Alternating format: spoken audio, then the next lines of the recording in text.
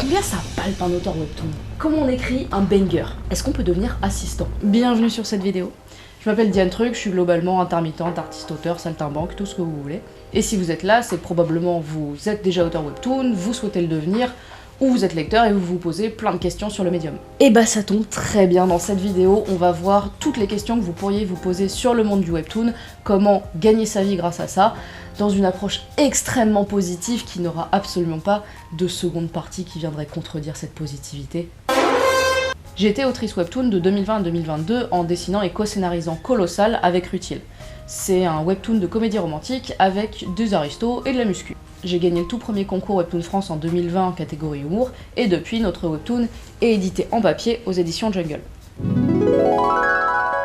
Ici, on va pas se demander comment créer un webtoon, comment le dessiner, il y a des centaines de chaînes super cool pour vous apprendre à le faire. Non, la question qu'on va se poser, c'est le webtoon en France, est-ce qu'on peut en vivre, ou est-ce qu'on doit en survivre? Ça fait flipper dit comme ça, on va pas se mentir. Mais la question se pose, le médium explose, et j'ai envie d'y répondre sans détour. Donc on va faire genre, vous êtes prêt à publier. Vous avez peut-être votre scénario écrit, vos personnages, un dossier éditorial, ça ressemble à ça.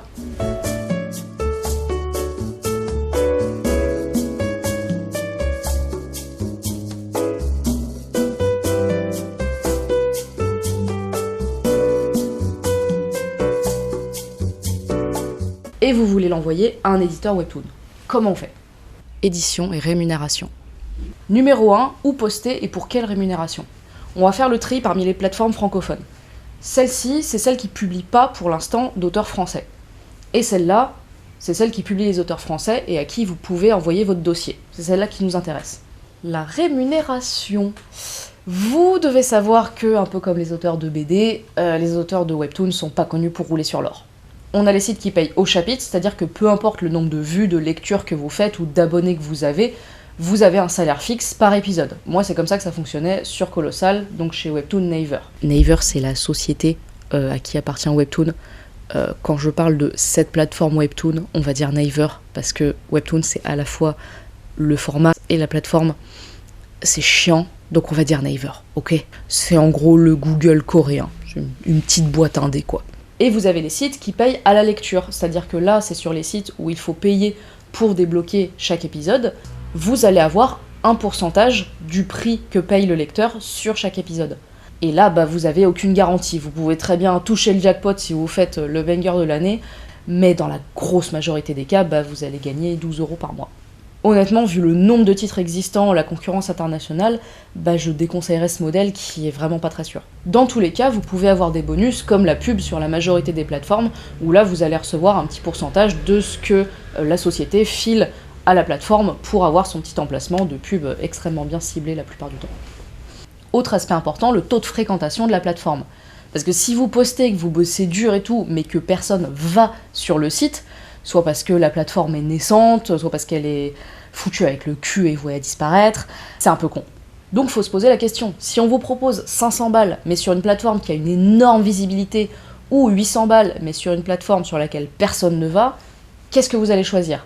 Est-ce que vous allez prendre les 800 et choisir la stabilité financière sûre, ou est-ce que vous allez choisir les 500, mais pour une plateforme qui aura plus de visibilité, où potentiellement vous allez avoir des dizaines, des centaines de milliers d'abonnés, ça va vous ramener du monde sur les réseaux, potentiellement peut-être des éditeurs vont vous trouver, mais vous allez galérer potentiellement financièrement.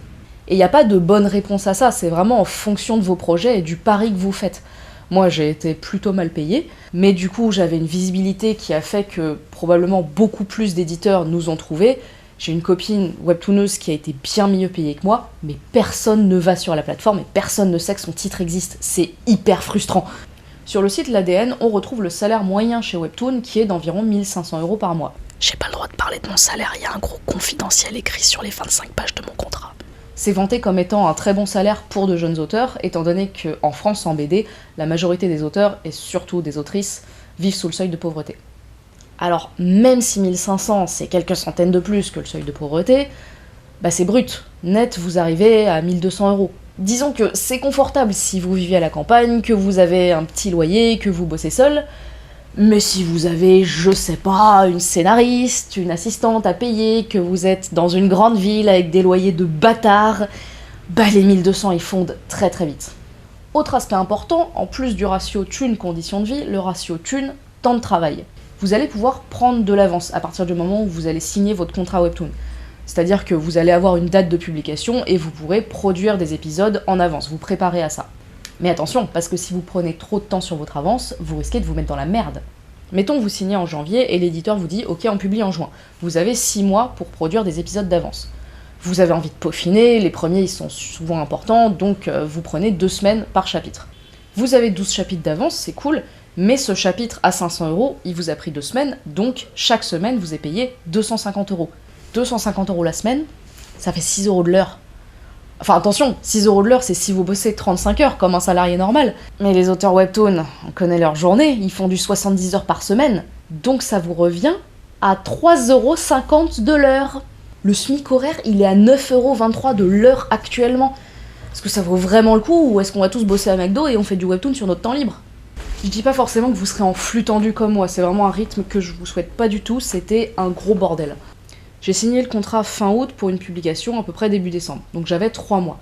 Pendant ces 3 mois, je prenais le rythme, je prenais mes marques, j'avais aucune idée de ce que je faisais, et au chapitre 12, j'avais déjà bouffé ces 6 chapitres d'avance. À partir de là, c'était foutu, j'avais les deadlines au cul. Le lundi, on précisait le scénario dont on avait écrit les grosses lignes avec Rutil en une après-midi. Mardi, mercredi, je devais finir le board avec les retours de Rutil, les dialogues, etc. Jeudi, le clean des persos devait être fini. Vendredi, j'envoyais les fichiers à mon assistante pour qu'elle fasse les aplats des personnages, pendant que je faisais la ligne et la couleur des décors. Samedi, rush final. Dernière correction, ombre, lumière, effet, tout ce qu'on veut, dernier retour avec Rutil pour peaufiner, et dimanche à 16 h, c'était publié. Le pire que j'ai fait, c'est envoyer le chapitre dimanche à 14 h. Pardon à mon éditrice. C'était pas un bon move du tout d'avoir une publication le dimanche. Le samedi soir, tout le monde va faire la fête et au bar, et vous, vous êtes à votre bureau en train de pleurer. Depuis cette expérience, je me dis que si c'était à refaire, je ferais beaucoup de boards en avance parce que c'est vraiment ce qui prend le plus de place mentale, et laisser le clean et la colo en flux tendu parce que c'est ce qui se fait un peu sans réfléchir. J'imagine que là, il y en a certains qui se demandent « Mais pourquoi tu fais du webtoon et pas de la BD tout simplement ?» Les auteurs BD, ils ont 1 an pour faire leur tome. Déjà parce que la BD, en fonction de votre projet, c'est pas si facile d'y rentrer, les salaires sont pas beaucoup plus hauts, et il y a pas la commu. Ça, en vrai, c'est une expérience hors du commun, d'avoir des lecteurs et des lectrices qui réagissent en temps réel au moment où tu postes. Même Rutil, justement, qui a 15 ans de métier dans la BD classique en édition papier, elle était sur le cul des retours. En BD classique, tu sors ton bébé dans la nature, il va faire sa vie, et puis tu rencontres peut-être des gens qui viennent te l'acheter en salon, mais à moins de faire plusieurs tomes, ils reviendront pas te faire des retours, en fait. Et puis les commentaires. Après, si ça se trouve, vous avez envie de faire un webtoon, mais justement, vous voulez pas vous taper ce rythme infernal. Vous voulez genre profiter de la vie. Le webtoon amateur. Là, je vais aller un peu plus en détail sur les spécificités de la plateforme Naver, qui a une option particulière, c'est la plateforme Canvas, c'est-à-dire les amateurs. C'est pas négatif quand on dit amateur, hein. La seule différence entre des professionnels et des amateurs, c'est que les professionnels, ils se font payer. Ça a rien à voir avec la qualité du travail. Il y a qu'à voir les stands pro et les stands amateurs à Japan pour comprendre que c'est pas le pro qui fait la qualité. Laissez-moi dénoncer. Donc sur Naver, on a les pros originaux et les amateurs Canvas. Les 2 avantages principaux du Canvas, c'est que ça vous offre une plateforme pour vous permettre de poster ce que vous voulez au rythme que vous voulez et en restant propriétaire de votre œuvre. Parce que signer un contrat, ça s'accompagne du rythme effréné dont on a parlé, mais ça veut aussi dire que vous donnez vos droits à votre éditeur, vous les possédez plus. Mais les droits, ça consiste en quoi exactement ? Figurez-vous que ça peut quasiment être plus important que votre paye elle-même. C'est le fait de posséder votre œuvre pour toute la vie, mais pas juste votre œuvre, ce qui pourra être fait de votre œuvre. Une adaptation papier, un animé, un drama, des mugs, une pièce de théâtre à la Comédie Française. Et chacun de ces types de droits, vous pouvez les revendre très cher, et donc en vivre plus longtemps. Et c'est ça qu'on recherche, pouvoir vivre du webtoon. Un webtoon papier, pour la maison d'édition, c'est pas de la création, c'est de l'adaptation. Un tome de webtoon papier fait environ entre 12 et 20 épisodes de webtoon. Et un tome papier, ça se négocie autour de 10 000 € le tome si tout se passe bien. Sans parler de la visibilité que ça vous offre, du nouveau public, potentiellement décrocher de nouveaux contrats, etc. Pour moi, la publication papier, ça a été le début de ma carrière d'illustratrice, ce que j'avais jamais vraiment fait avant. Et alors les droits d'adaptation audiovisuelle, c'est encore pire, les maisons d'édition veulent vraiment garder la main là-dessus parce que c'est ce qui se revend le plus cher. Faire une BD, ça coûte 40 000 balles, faire un film d'animation, ça en coûte 10 millions. Là, en fonction de si c'est du streaming, du cinéma, de la télévision, on peut parler de centaines de milliers d'euros juste pour vendre l'idée au studio qui va le produire. C'est un truc qui m'avait fait péter un câble avec Young Ji, l'autrice de True Beauty. Elle est ultra célèbre, son webtoon est connu dans le monde entier, il est adapté en drama. Et un jour sur son Insta, elle a posté une note suicidaire qui disait qu'elle s'en sortait pas en tant que mère célibataire et autrice. Où est son pognon? Elle devrait être dans un transat aux Bahamas. Bref, vos droits sont importants et être amateur peut vous permettre de pas les sacrifier. Mais bon, ça reste de la publication gratuite, peut-être que vous avez un taf à côté, mais ce qu'on cherche c'est quand même à vivre du webtoon. Donc dans ce cas-là, si vous êtes amateur, comment vous vous faites rémunérer? Évidemment, la seule solution, c'est les plateformes à pourboire. Les Patreon, Utip, Tipeee. Sur la page de votre webtoon, vous avez un bouton spécial qui permet d'accéder directement à votre plateforme de mécénat. Et là, vous pouvez proposer des paliers à vos lecteurs et lectrices en fonction des récompenses que vous donnez mensuellement, hebdomadairement, etc. Encore une fois, ça peut être le jackpot et ça peut ne jamais décoller. Moi, ce qui me fait un peu chier avec cette méthode, c'est que déjà en tant qu'artiste, on doit gérer énormément de choses au niveau de la com, des réseaux, etc. Si on est édité des contrats, on se transforme littéralement en juriste alors qu'on n'y connaît absolument rien et que nos écoles ne nous apprennent pas du tout ce genre de choses.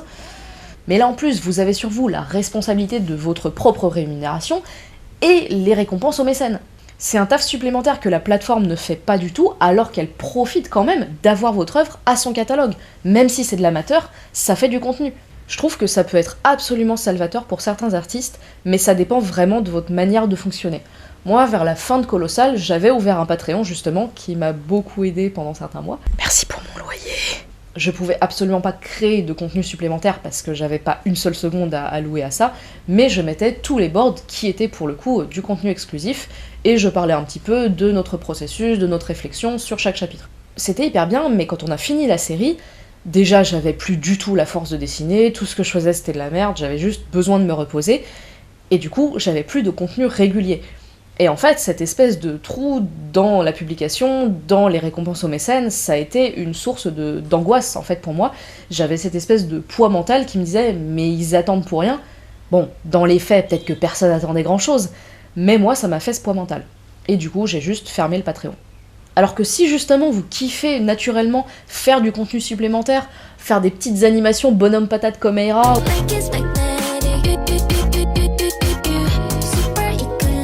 ou avoir un énorme cerveau comme celui de Kiri et mettre tous vos persos à poil, bah là pour le coup, les plateformes de mécénat, c'est fait pour vous.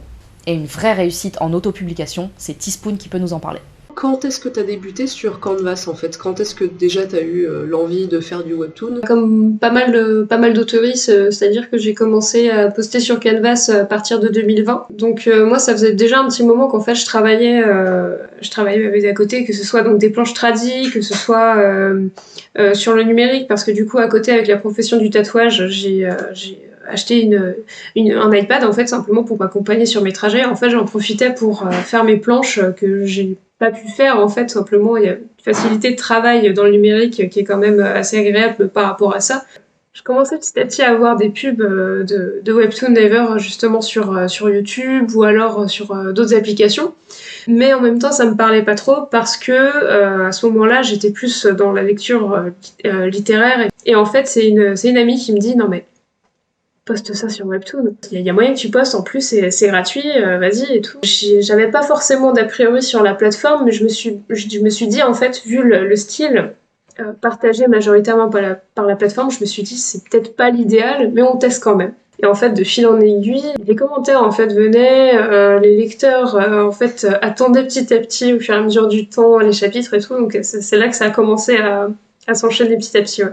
À ce moment-là, c'était quand même assez niche, si je puis dire, dans le sens où le painting, en fait, c'est pas forcément quelque chose qu'on retrouve facilement en webcomic, ou alors ça va être du webcomic hyper indépendant et où, en fait, les artistes vont passer, en fait, des mois, voire des années à produire plus de 2-3 planches, en fait, et les mettre gratuitement accessibles en ligne, ça c'est déjà hyper généreux, mais ou alors ils les mettent sur Patreon, juste, c'est quand même un petit challenge de faire ça, et d'autant plus un challenge de présenter ça à un public qui a pour habitude de voir un style assez coréen ou même japonais, quoi, parce qu'au final, celles qui lisent du manga, bah, en fait, peuvent carrément se retrouver aussi dans le webtoon, quoi.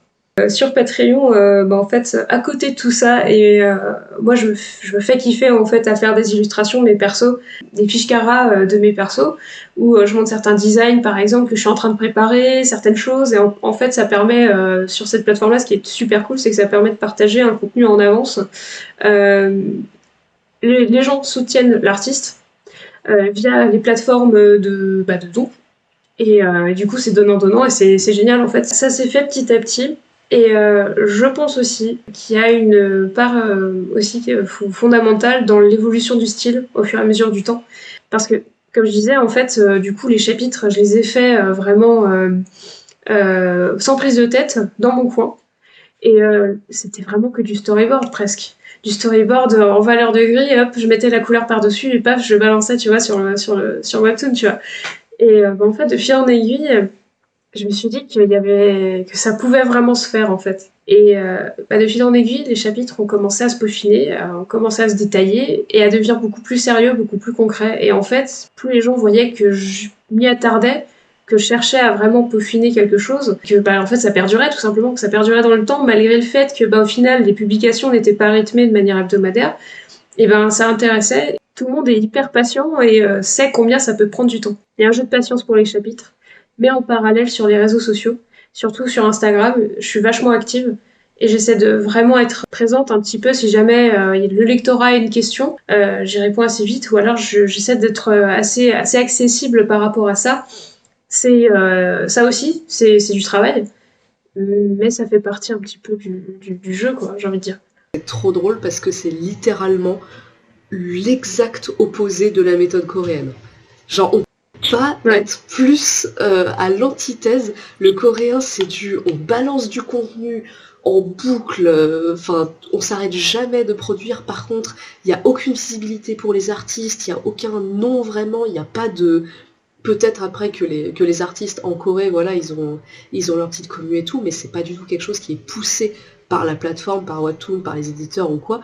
Alors que toi, vraiment, c'est grâce à ça que c'est vivant, quoi. C'est trop trop cool. Carrément, j'avoue que ce petit point-là, justement, ça m'effrayait vachement du fait que Webtoon ait cette démarche de la publication hebdomadaire, de ce rythme de travail-là. Et c'est vrai que ça m'est déjà arrivé quelques fois d'avoir dans les commentaires certaines personnes mais au début, certaines personnes qui écrivaient « Oh, c'est trop court, à quand la suite ?» Et généralement, c'est des personnes qui sont happées par l'histoire. Quand le suspense d'un chapitre est trop comment dire, est absolu aussi, ça c'est normal, ça je peux comprendre. C'est une réaction à chaud, mais en même temps, ça montre aussi une forme d'habitude à la publication hebdomadaire. Ces commentaires-là, on les revoit plus tellement après parce que du coup, il y a une forme d'habitude, de prise en fait, du fait que les chapitres soient postés, on va dire, avec une certaine, certaine attente à chaque fois. Parce que c'est vrai que pour avoir eu pas mal de retours de pas mal de collègues différents, c'est vrai que, mine de rien, je me sentais un petit peu toujours le postérieur entre deux chaises à chaque fois, tu vois. D'un côté, t'es là, tu dis « Ah, c'est bien la production », et de l'autre côté, tu dis « Ouais, mais c'est bien aussi de prendre son temps et veiller à la qualité, tu vois ». Et en fait, ce qui faisait qu'au final, la chose était appréciable malgré cette pression en fait de satisfaction de la publication, etc., et c'est le fait que je postais sur Canvas. Ça me donnait une certaine liberté d'agir, ça me donnait vraiment la possibilité de faire les choses moi-même et comme je le sentais aussi. Enfin, je le dis en toute franchise, moi c'était ça qui m'avait un petit peu rebuté par rapport à Webtoon, c'était le fait que justement t'as vraiment des clauses et des clauses et des clauses et tu t'es plus tellement maître de ton œuvre, en fait, t'es plus tellement maître de tes créations. La seule pression que je pouvais avoir sur les épaules, c'était la mienne déjà et potentiellement celui du lectorat. Et encore, ça va. Franchement, j'ai la chance d'avoir un lectorat qui est vraiment très patient. Et du coup, c'est à partir de quel moment que tu t'es dit, vas-y, là, il y a de quoi sortir un bouquin, en fait. Ça a été réclamé peut-être par énormément de gens. De plus en plus, en fait. Depuis 2022, je dirais, j'avais quelques demandes par-ci par-là qui me disaient quand est-ce que ça les éditions Et du coup, c'était toujours hyper discret, tu vois, il y a quelque chose de prévu et j'étais là, pas encore, pas encore. Et en fait, au bout d'un moment, c'était en juin 2023, en fait, j'étais là, j'étais en train de produire mes chapitres suivants. Et puis, je regarde en fait sur le site Webtoon, donc la liste en fait des chapitres que j'avais déjà postés. J'étais déjà à ce moment-là en train de faire des mises en page de planches pour le fun, tu vois, juste pour tester. Je créais en fait mes chapitres dans mon coin sans savoir quoi faire. Et puis en fait, je regarde le site et puis je me dis, mais ça ferait combien de pages tout ça? Et du coup, en fait, je regardais ma mise en page et je me dis, on va dire, il y a 7 cases par planche. Donc, on va dire c'est une moyenne. Et en fait, je me suis dit, mais attends, t'es à combien de cases par chapitre? Et du coup, j'ai fait vite le calcul et j'étais là, ah ouais, non, faut faire quelque chose. Et je me suis dit, attends, mais c'est pas un peu précipité comme décision? Et en fait, bah, ça faisait plus de 2 ans et demi que j'avais j'avais ce choix en tête, donc je me suis dit, bah non, mais c'est signe qu'il faut faire quelque chose, en fait, tout simplement. Bah, en fait, le plus dur, ça a été de ne rien dire sur les réseaux, pour justement garder enfin, le dire au bon moment, surtout. Ça devait se faire en septembre-octobre, parce que bah, c'est là où en fait il y a les meilleurs démarrages pour les campagnes Ulule. Puis bon, bah, je commençais en fait petit à petit, mine de rien, à prendre la température sur les réseaux en posant indirectement certaines questions, histoire de pas trop en dire. Du coup, je me disais, oh, un livre, ce serait quand même cool et tout. Et puis bah, tout le monde était là, oh, c'est trop bien, c'est trop bien. Moi, je me suis dit, c'est bon. Les choses se sont faites petit à petit et je pense que là, même encore maintenant, donc on est en février, là, à l'heure actuelle, la BD est en impression. Même encore maintenant, en fait, là, ça commence à retomber un peu. Et je me rends compte de la quantité de travail que c'était. Et je me dis, si c'était à refaire, je le referais. Mais il faut un petit peu de pause quand même. Est-ce que t'as eu une espèce de truc en mode les gens vont voir mes dessins moches du début et que t'as recommencé tout, ou non, ça va, t'as été honnête avec l'artiste que t'es? En gros, ce qui s'est passé, c'est que j'ai fait des retouches sur les planches là où ça me semblait nécessaire de le faire. Mais je suis pas partie non plus dans un délire de tout reprendre, de reprendre des cases entières. Il y a une planche que j'ai repeint quasiment entièrement, mais celle-ci, en fait, elle va prendre une double page entière, tu vois. Il y a certaines cases que j'ai laissées intactes parce qu'en fait, je me suis dit, le lectorat s'est habitué justement à suivre cette évolution au cours du temps. Et les personnes qui soutiennent, justement, les personnes qui soutiennent ce projet-là, en fait, voient depuis le début ce qui se passe et je me suis dit, c'est cool parce que du coup, ça représente aussi une aventure à ce niveau-là, en fait. Donc le style va évoluer en même temps qu'en fait la lecture va se faire. J'avais une auteurice qui en fait était du genre hyper perfectionniste et dans son travail, et ça se ressent même encore maintenant, tu vois, qui m'avait dit il faut tout recommencer. Bah en fait moi j'étais en mode bah du coup non. Enfin, au contraire, en fait, moi je me suis dit bah non, faut être fier un petit peu de ce parcours-là aussi. Faut pas, c'est pas le parcours qu'on a fait par le passé, faut pas le nier, ou alors il faut pas non plus. Moi, je dis pas, quand je regardais mes anciens chapitres, j'étais là oh. Mais c'est normal aussi, c'est normal parce qu'en fait c'est juste une évolution de toi en fait qui est dans ces dessins-là aussi, et je pense que c'est important de les accepter aussi. Je sais pas, mentalement, j'avais direct le côté du c'est posté, c'est acté. C'est la suite qui compte en fait, à chaque fois. C'est ce qui vient après. Et du coup, c'est ce qui m'a permis d'avancer. Si, grosso modo, t'avais une espèce de liste d'avantages et inconvénients de tout ce tableau-là à faire. Je dirais que l'avantage, c'est le fait de pouvoir m'investir énormément dans la qualité des chapitres que je propose, vraiment prendre le temps de dessiner, mais que ce soit les décors, que ce soit les persos, vraiment, je fais ça à fond. Le contenu Patreon est très très cool, parce que du coup, ça me permet de partager du contenu en avance, en fait, qui n'est pas forcément protégé par un contrat, qui n'est pas forcément sous clause de confidentialité. L'inconvénient, c'est que j'aimerais bien aller plus rapidement parce que même en tant qu'auteuriste BD, bah, tu as envie de voir ton chapitre, en fait, t'as plus envie d'être constamment sur la même chose. Avoir un ou une assistante, ce serait vraiment très cool, mais il faut la rémunération. L'auto-édition. Alors l'avantage, c'est la liberté de pouvoir prendre les décisions que tu veux sur ton œuvre, la liberté de fonctionner comme tu le souhaites. Inconvénient, la com, les réseaux sociaux, il faut être à balle dessus, à balle, non-stop. L'autre inconvénient, c'est qu'en fait, avoir un ou une éditorice derrière soi, c'est qu'en fait, ça cadre un projet et que du coup, tout ce que toi, en fait, tu as à faire en quelque sorte si t'es édité, c'est que du coup, tu te concentres en fait sur la création pure et dure de ton œuvre. T'as pas à te soucier en fait de tout ce qui est distribution, la mise en page, etc. La mise en page pour l'impression, ça par exemple, c'est des problèmes auxquels j'ai été confrontée il y a de ça quelques jours, semaines. Et je peux dire que oui, c'est tout un travail aussi qui mérite d'avoir son rôle à part entière dans l'édition. Et c'est vrai que bah, en fait, quand tu cumules tout ça, ça fait une certaine fatigue. L'expérience, c'est apprendre en fait au fur et à mesure. C'est fatigant, c'est éreintant. Faut savoir s'organiser, faut savoir aussi souffler, faut savoir penser à soi dans ces moments-là. C'est hyper important. Puis après, si t'es motivé, si t'as la déterre, il n'y a plus qu'à quoi. Ce que je trouve génial avec l'histoire de Teaspoon, c'est qu'elle a pu montrer que même avec un style pas du tout coréen et super personnel, on pouvait complètement y arriver. Bon, on va pas faire les teubés non plus, avec son niveau de zinzin, je vois pas comment ça aurait pu ne pas marcher. La plateforme USA. Une autre option, c'est la plateforme USA que très peu d'artistes originaux français parviennent à atteindre. Naver publie dans énormément de langues à travers le monde, mais la branche USA est tellement grosse qu'elle s'est détachée de la branche coréenne, elle est indépendante.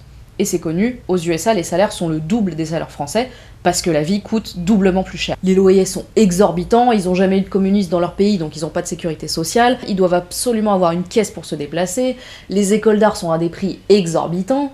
Du coup pour eux, un chapitre de base payé au minimum, c'est 800 € par chapitre, ce qui pour un français serait plutôt confortable. Si vous êtes en Canvas, le côté négatif c'est que vous êtes noyé dans la plateforme. Même en Canvas, ils ont des dizaines de milliers de titres, c'est ahurissant. Mais le côté positif, c'est qu'il y a beaucoup plus de monde, et du coup, si vous vous faites repérer, votre plateforme de mécénat, elle peut exploser. Et j'ai donc interviewé Psari, qui a réussi à se faire signer en original, après avoir publié en 2022 son canvas The Wonder Witch. Et du coup, bonjour. Voilà. Bon, du coup, moi, c'est Psari. Moi, j'ai pas eu spécialement de parcours artistique, ni dans le travail jusqu'à Webtoon, ni même dans les études. Déjà, j'ai fait des phobies scolaires jusqu'à sortir du lycée. Ça commence très mal. Et quand j'ai enfin trouvé un lycée d'art où j'aimais bien être, où j'aimais bien les cours, bon, le problème, c'est que j'ai refait une phobie scolaire. C'est vraiment plus le social, moi, qui m'a toujours... je suis pas très à l'aise dans les milieux sociaux. À mes 18 ans, en fait, avant de finir le lycée, comme on n'avait plus beaucoup d'argent de toute façon pour me laisser rester dans cet internat de lycée d'art, j'ai dit à ma mère, bon, c'est pas grave, je quitte le lycée, j'ai 18 ans, je peux trouver un taf. Bon, déjà maintenant, avec un bac, c'est très compliqué de trouver un travail. Mais là, j'avais pas de bac du tout, donc j'ai fini chez McDo. Je ne conseille pas les fast-food, c'est horrible. J'ai fait un burn-out. Voilà, en 6 mois, j'ai fait un burn-out. Je faisais très bien mon travail. Hein. Le grand chef m'a dit, vous faites très bien votre travail. Mais j'ai fait un burn-out, vraiment grosse dépression. J'ai eu des idées noires, donc je suis allée d'abord chez un médecin généraliste à mes 18 ans. Et le médecin m'a fait, vous êtes un petit peu... ça sent un petit peu le burn-out, donc je vais vous mettre en arrêt quand même 2 semaines. Et bon, après, j'avais démissionné, etc. Parce que j'ai dit à ma mère, si je ne démissionne pas, voilà, hein, on va faire échappe, quitter le jeu de la vie. Quand je suis allée en thérapie, petit à petit, en parlant, elle me fait je vais quand même vous emmener, je vais vous envoyer chez un spécialiste TDAH. Hein, vous m'avez l'air d'avoir un gros TDAH quand même. Dorime, interimo ad appare dorime. Du coup, je fais ma petite vie après McDo, je fais de l'intérim, je fais du ménage, je fais caissière, je fais tout et n'importe quoi. Vraiment, j'ai fait plein de boulots différents. Mais ça veut dire que à côté, du coup, tu dessinais depuis vachement longtemps? Oh oui, oh là, ouais, j'ai toujours dessiné. Je pense que j'ai commencé le digi depuis mes 13 ans, donc en 2013. Par contre, j'ai toujours fait des commissions. J'étais beaucoup dans les groupes de RP, etc. Et je crois qu'à mon actif, j'ai plus de 300 commissions. À un moment, je l'ai numéroté, je me souviens, sur DeviantArt. Mais je faisais que des commissions durant toute ma jeunesse. C'était vraiment mon argent de poche. Bon, je me souviens, les full body à 5,50 € quand j'ai commencé. Oh, Sainte Marie, Mère de Dieu! Oui, maintenant, ils sont à 90 € minimum. J'espère bien. La différence, elle est affolante. Et un jour, je vois le concours Webtoon, le tout premier. Alors, avant Maze, il y avait Profane. J'ai totalement disparu des plateformes. Hein. Oh! Je n'assume plus. Un truc secret! Et donc, c'était le tout premier concours. Je crois que c'était 2020, le premier concours en France. Ouais. Et en fait, j'ai vraiment participé de manière très random pour le coup, parce que je lisais, j'avais quand même à peine commencé à lire des webtoons. Et en fait, je vois une amie qui partage sur Facebook, je participe au concours le jour où ça avait commencé. J'étais genre, super, je vais faire ça. Et du coup, bon, le premier concours, j'avais gagné surtout les primes, mais pas de prix ou quoi que ce soit. Et du coup, pendant le deuxième concours, en fait, à la base, ce qui s'était passé pour Maze, c'est que je préparais déjà en amont un petit peu Maze, mais pour aller chez Webtoon Factory. Parce qu'en fait, il y avait une ancienne collègue qui avait fait ouais, viens chez Webtoon Factory, machin, prépare ton dossier. Donc je préparais un petit peu mon webtoon. Et il y avait Opal, du coup, qui est une amie à moi, et qui partage en story qu'il va y avoir un concours. Et je lui réponds, je dis, ouais, meuf, Je me tâte à y participer, elle me fait participe, t'as level up, participe s'il te plaît, vas-y, tu seras mon poulain et tout. Je suis genre ok, vas-y. Mais est-ce que tu avais quand même des attentes et des envies en allant là-bas? Alors, franchement, au début, pas du tout. J'ai juste vu l'argent, j'ai dit oh, on peut gagner 10 000 euros, super. Franchement, J'adore. la passion, c'est cool, hein, ça paye pas le loyer, la passion. Et c'est là qu'avec Maïs, du coup, j'ai gagné un second prix. Et où j'ai eu mon contrat chez Webtoon France. Donc, comme dit, j'ai pas fait d'études ou quoi en art, ce que j'aurais aimé parce que en soi, ça consolide quand même certaines bases et ça me met quand même sur une voie de compréhension générale de l'art, même si, d'après ce que j'entends de mes potes, bon, les écoles d'art, c'est un petit peu. C'est un peu l'effet Webtoon après, ça peut te casser comme t'aider, enfin, c'est un peu particulier. J'ai eu mon contrat d'abord Webtoon France. Malheureusement, bon, c'est un peu mal goupillé. Moi, je dis toujours que j'étais jeune, toute France était jeune aussi.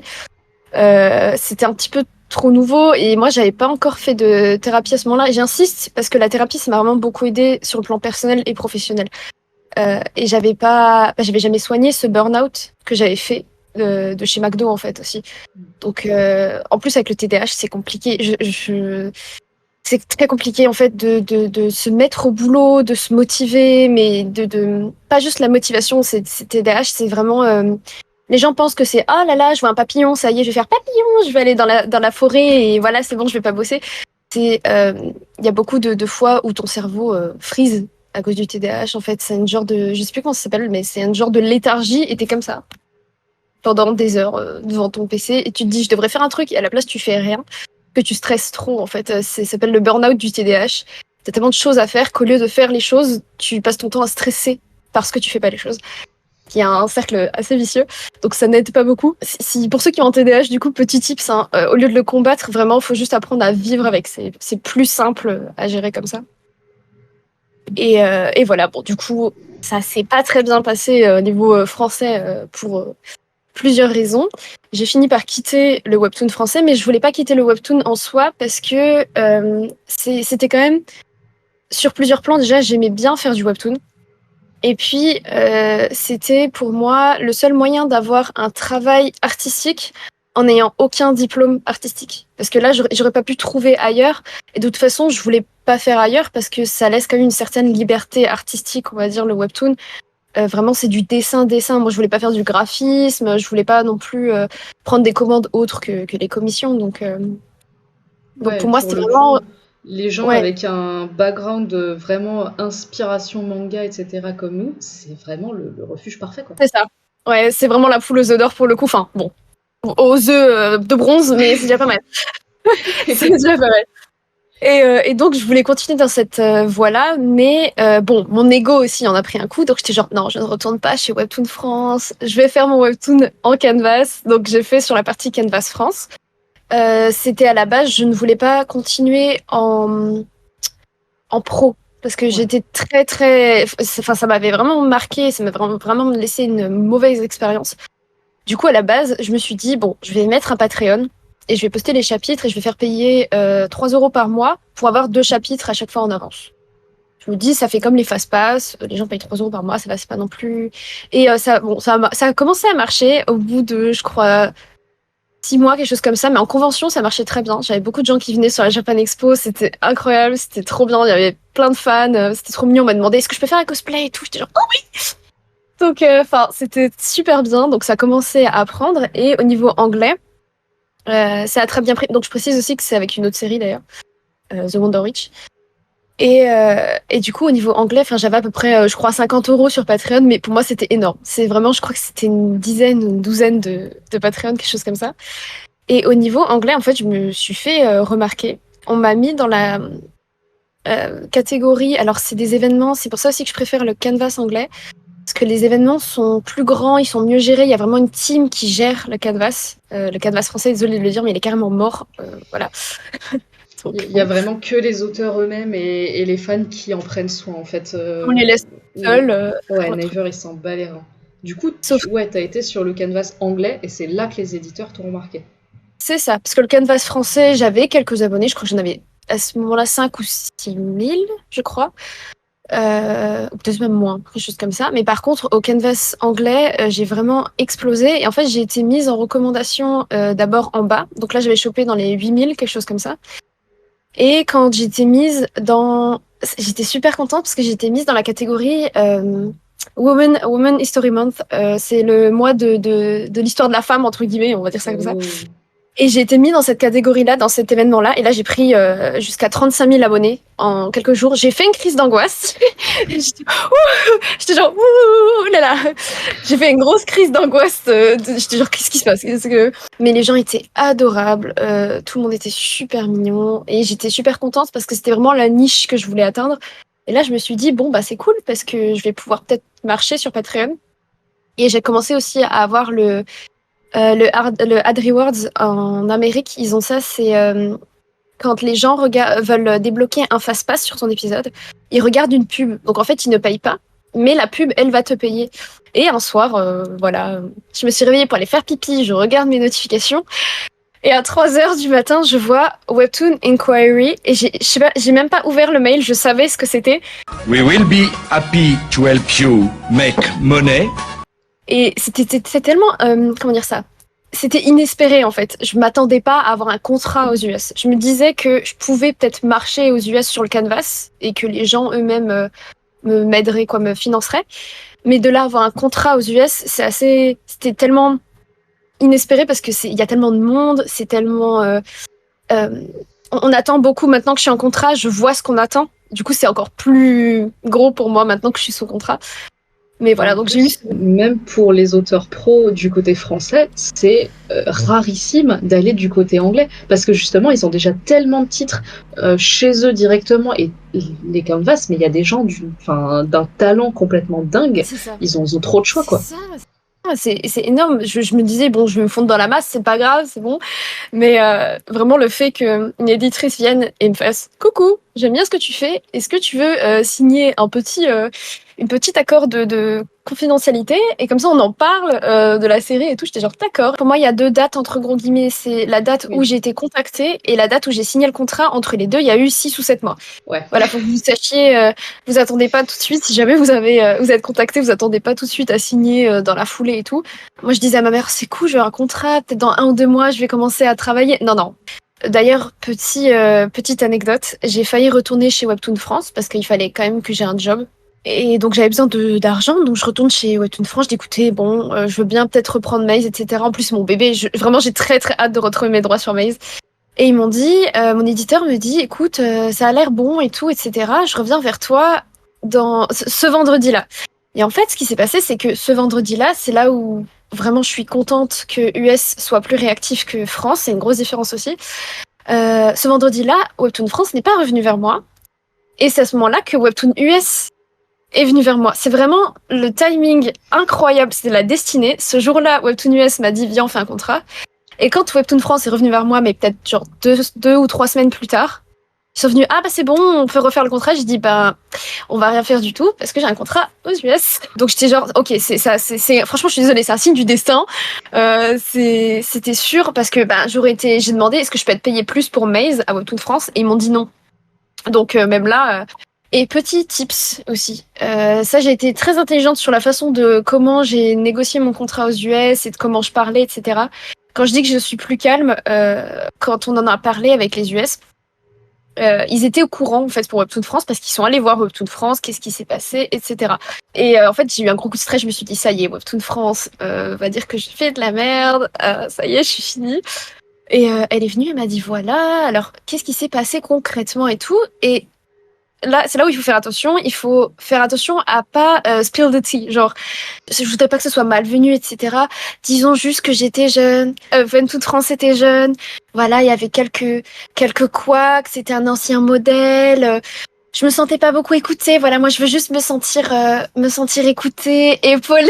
Et ils le font très bien. Ils sont très doués, Webtoon US. Hein. Mais tant qu'on me manipule dans le bon sens, moi, je suis contente. Tout ce que je veux, c'est être heureuse. C'est comme la psy, elle m'a manipulée dans le bon sens. Moi, ça va. Voilà, j'étais toujours très respectueuse envers l'ancien employeur parce que, si tu vas de Webtoon France à Webtoon US, tu vas pas aller cracher sur Webtoon France parce que Webtoon US va savoir que tu vas leur cracher sur la gueule s'il se passe un mauvais truc. Donc, ne faites pas ça. Voilà, restez tout à fait humble, tout à fait. Puis, On peut très bien dire la vérité aux copains, aux gens proches, etc. Mais quand il y a des boîtes qui s'entrecroisent, il faut faire un peu gaffe. Mais voilà, restez toujours assez humble. Et puis, posez aussi vos bases sans être condescendant. J'ai eu ce truc-là où j'ai essayé de conseiller une autre auteure. Faut pas prendre le. Quand je dis surtout poser vos limites, faut savoir les poser, mais sans être condescendant parce que vous êtes remplaçable. Faut toujours se dire que vous êtes remplaçable. Dans votre série, c'est pas. Je suis désolée de le dire, mais vous n'êtes pas Limlina, vous faites pas un White Blood.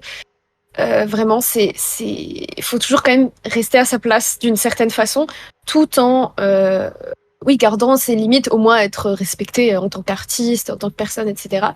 Personne ne veut d'une petite princesse qui arrive, qui dit oui, alors moi je suis comme ça, comme ça, comme ça, comme ça. Non, tu arrives, tu dis oui, alors moi j'ai eu ces petits soucis-là, donc ce serait bien de, voilà. Et bien sûr, n'acceptez pas ce qui n'est pas acceptable. Même si, bon, les auteurs français, on se sait, voilà.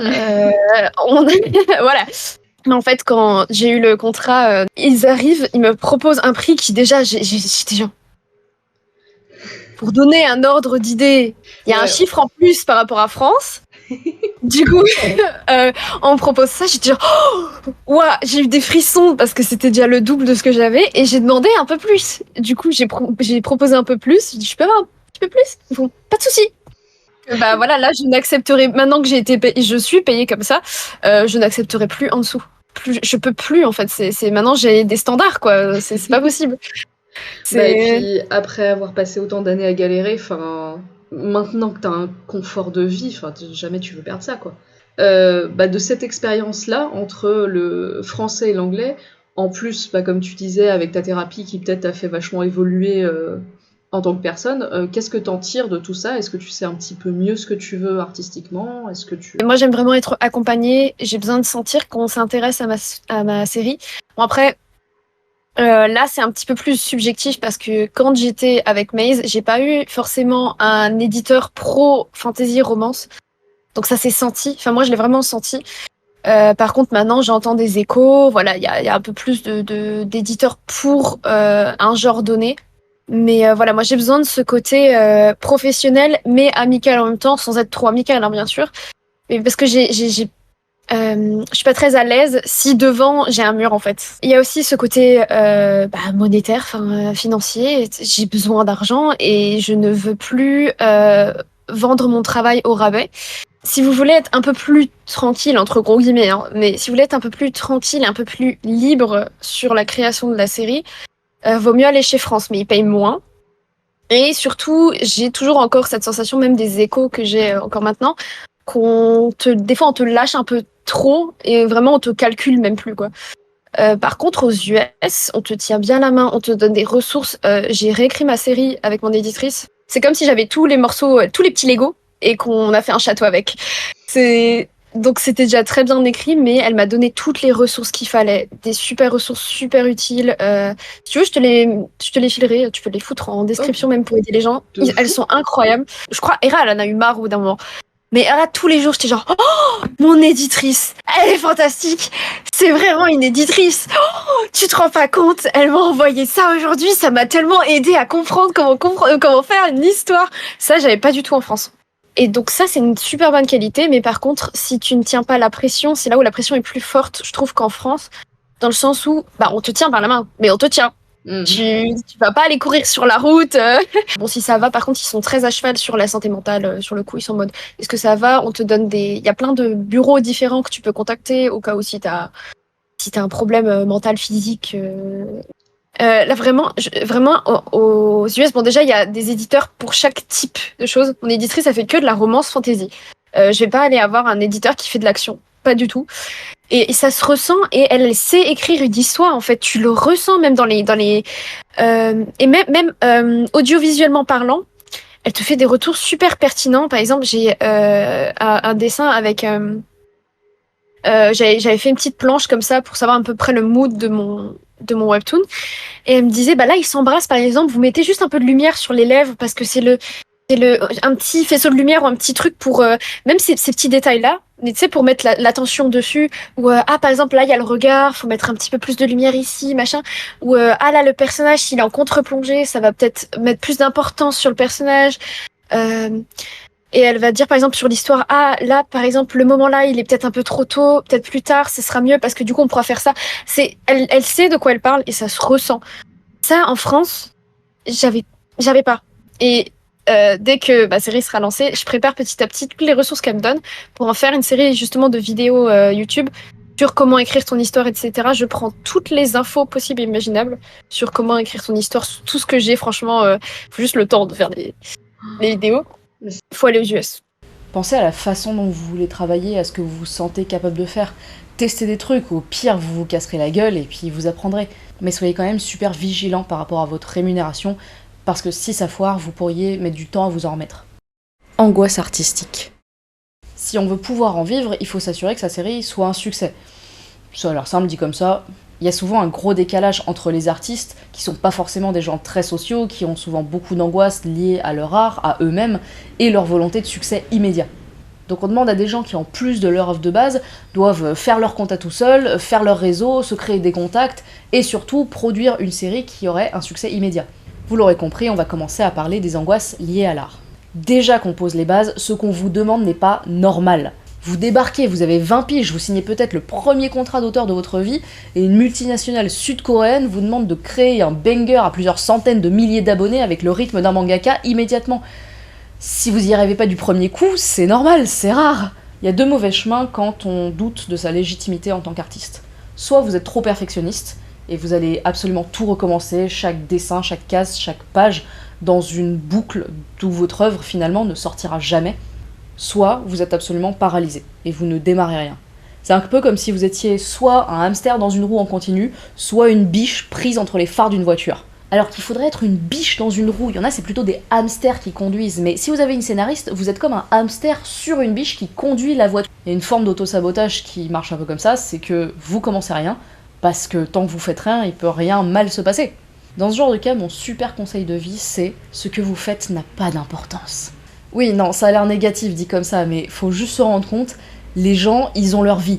Si votre trois quarts d'eau, il est tout pourri, ou que votre histoire d'amour entre loup-garou, elle est cringe, bah le monde va pas s'arrêter de tourner, hein. Et au pire, si vous vous dites « Ah, je veux poster, mais les gens vont voir mon travail », dites-vous que vous êtes au milieu d'une marée de contenu, et que si vous en faites pas la promotion vous-même, il y a peut-être peu de chances qu'on vous trouve. On apprend en faisant, n'ayez pas peur d'être cringe. Et vraiment, si vous faites les choses sincèrement, bah vous trouverez des personnes qui aimeront votre travail sincèrement. Mais si vous voulez de meilleurs conseils sur le syndrome de l'imposteur, j'ai posé la question à des gens qui y ont vraiment fait face. Oui, c'est un sentiment auquel je n'ai jamais fait face. Probablement le talent ou les fées qui se sont penchées sur mon berceau à la naissance, qui m'ont accordé ce don.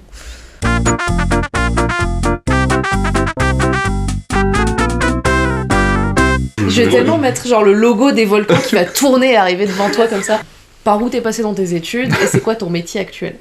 Mes études, en fait, c'était assez chaotique dans la mesure où en fait, je savais pas trop ce que je voulais faire de manière générale. Je savais que concrètement, je voulais faire quelque chose d'assez créatif, d'assez artistique. J'ai quand même tenté une école d'art à la base. J'ai fait une année de prépa à Prépart à Paris. Et je voulais faire de l'animation en fait. Je voulais vraiment faire de l'animation. Je me suis dit bon bah tant pis, une année de prépa c'est dur mais faut se la bouffer. Puis à la fin j'irai dans l'école qui me correspond et puis voilà quoi. Sachant que je visais de l'animation. Résultat, je sais qu'on n'a pas eu beaucoup du tout, quasiment pas du tout de cours d'animation. Et puis en fait je sentais petit à petit progressivement que c'était pas forcément un milieu dans lequel j'avais vraiment envie d'évoluer, je m'y retrouvais pas. Et du coup j'ai préféré, c'est à ce moment-là qu'en fait j'ai fait les compagnons. Pas mal hein. Ouais ça va ouais. J'ai fait mon sapé de chaudronnerie chez les compagnons. Ça aurait pu bien se passer en vrai, ça s'est mal passé. Et en fait là pour le coup c'était vraiment super dur parce qu'il y a des nuits où carrément ça se passait pas bien, donc j'allais dormir chez notre amie commune que tu connais qui habitait aussi pareil à un quart d'heure à pied de là, à ce moment-là. Ça se passait pas bien, puis après une fois que j'étais sur la maison de Lyon, j'étais vraiment dans le truc, les gens étaient plutôt sympas, il y avait ce côté un peu fraternel qui s'est bien délité sur la fin, mais bon, moi j'ai eu mon CAP. Et t'as dit que tu t'allais pas faire de l'art finalement pour faire plaisir ? Ouais, en fait, on va en venir, de toute façon, c'est le côté manque de confiance en soi, c'est-à-dire que je me laisse un peu faire par le côté, il faut faire un vrai métier, il faut le côté qu'est-ce que les autres vont dire, en fait, parce que faut pas oublier que quand tu fais des métiers un petit peu comme ça, un peu créatifs, le regard des gens, quand même, il a une certaine... il y a un certain poids, parce que je me rappelle de soirées chez des potes où quand je disais moi je fais des études d'art machin, on me demandait tu comptes vivre un jour, enfin limite c'est pas si on me traitait de clodo, mais pas loin quoi, tu vois, c'est genre tu vas pouvoir dessiner dans les cartons dans lesquels tu vis, des trucs comme ça, des réflexions de ce style là. Et donc du coup effectivement le côté je pourrais jamais en vivre, non, c'est stupide, et puis encore une fois il faut faire un vrai métier. Et donc du coup... Et en soi, ça, la pression du vrai métier, plus le fait que tu t'es pas retrouvé dans cette école de prépa, tu t'es dit, c'est les deux causes qui vont faire que je vais me détacher complètement du milieu artistique. Mais en fait, le côté dessin m'a jamais quitté, en fait, puisque je profitais systématiquement des moments que j'avais, le peu de temps que j'avais pour moi, me motivait, en fait, à dessiner. Après les compagnons, en fait, ça a été un peu dur, puisque... c'est la période que j'appelle la traversée du désert, c'est-à-dire que j'ai eu mon CAP, en fait, j'étais pas censé l'avoir, mon CAP de chaudronnier. Et en fait, je me souviens, c'était au mois de septembre, j'étais à Aurillac, j'étais mon oncle, et puis un jour, il vient me voir, j'étais en train de souder, machin, et il me dit, tiens, t'as reçu une lettre de des compagnons, alors sachant que ça faisait 2-3 mois que j'attendais une réponse. Donc je dis, cool, enfin, savoir qu'est-ce que je vais faire, parce que septembre bien entamé, je sais pas quoi faire, enfin, je sais pas où est-ce que je vais aller, je sais pas qu'est-ce que je fais, qu'est-ce que je reprends, est-ce que je vais faire du travail du cuir, comme je voulais faire en plus, à l'époque. Et non, c'est juste, en fait, t'es plus chez nous, dégage. Donc là, niveau confiance en soi, encore une fois, c'est le genre de truc qui tabasse bien, quoi. Et en fait, j'ai passé 3 ans dans le vide. C'est-à-dire que j'habitais chez mon père, d'ailleurs c'est à cette époque-là qu'on s'est connus, où en fait je vivotais, je faisais de temps en temps des petits boulots qui se passaient pas forcément super bien non plus. Et en fait 3 ans à un peu tomber, à effriter bien comme il faut la confiance en soi en fait. Alors encore une fois, toujours, je dessinais. J'ai pas lâché le dessin. Alors à l'époque, en plus, je faisais surtout de la 3D. Donc j'ai commencé à apprendre l'anime 3D, j'ai appris la modélisation 3D, et en fait c'est à ce moment-là que mon oncle m'a appelé pour me dire viens, on ouvre une boutique d'impression 3D à Aurillac, j'aurais besoin de quelqu'un pour faire la partie 3D. Je fais c'est peut-être le moment de changer de vie, parce que 3 ans comme ça en fait, on peut le dire de dépression en fait, ça mine. Quand j'ai recommencé à me sentir bien, et à vouloir commencer à créer des choses, parce que j'ai besoin de me sentir bien pour créer des choses. Non, il faut que les artistes souffrent pour vraiment produire. Oui, mais complètement. Si t'es pas triste, c'est pas possible. C'est les intellectuels qui l'ont dit. Oui, non, la souffrance est inhérente, j'en doute pas. Mais en fait, j'étais bien, il y avait une certaine douceur de vivre et tout ça, et en fait, j'avais envie à ce moment-là de retranscrire ça. Et retranscrire ça, en fait, ça se recoupait avec mes souvenirs de jeunesse où j'ai été élevé à la campagne chez mon grand-père, ma grand-mère, tout ça. Et en fait, ça collait bien. Et je me suis dit, tiens, justement, je vais faire un univers plein, tout en douceur, machin, où je vais juste redonner, en fait, le bonheur que j'avais à cette époque-là, de le retransmettre. Et au fur et à mesure, en fait, j'ai fini par faire Penny Yami, parce que... je sais pas, ça m'est venu d'un coup en fait. c'est venu d'un coup comme ça où en fait j'ai eu besoin de raconter quelque chose. J'ai eu besoin de raconter la transformation que j'ai effectuée à cette époque-là, où je change d'environnement, je passe dans un endroit où finalement j'arrive à m'épanouir, et j'avais besoin de raconter ça. Et c'était un peu l'idée derrière Penny Yami. Au départ c'était censé être de la BD, puis tu m'as parlé du webtoon, et puis j'ai commencé à lire des webtoons et j'ai fait ouais mais c'est trop bien. Et puis surtout ce qui m'a beaucoup plu, c'est que t'as beaucoup de tous les niveaux dans le webtoon, et peu importe ton niveau, si tu fais quelque chose qui a du cœur, qui te ressemble, en fait ça marche. Mais en fait on sentait qu'il y avait beaucoup de passion derrière, et il y en a qui ont envie, ils dessinent des...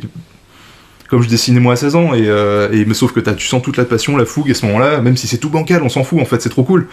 Et voir ça, et voir qu'il y en a surtout qui marchent, où les gens, où tu vois qu'il y a une vraie interaction avec un petit webtoon entre guillemets, j'ai trouvé ça méga cool, et je me suis dit peut-être que c'est un format qui me laisserait plus de liberté, et qui me permettra peut-être aussi d'avoir un peu plus de visibilité, d'interagir plus facilement avec les gens, parce que il y a le côté un peu bloc BD de l'époque, qui est un peu disparu, et là je le retrouvais un peu.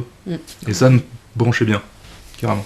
Et du coup, t'as proposé Penny et Yami à Yorai ou c'est eux qui sont venus te demander Alors Yorai, en fait, ça fait... Alors je me souviens que c'était au le premier ou deuxième confinement.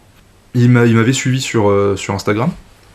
Et je voyais qu'il likait des trucs, il mettait des commentaires de temps en temps, il venait me parler en DM et tout.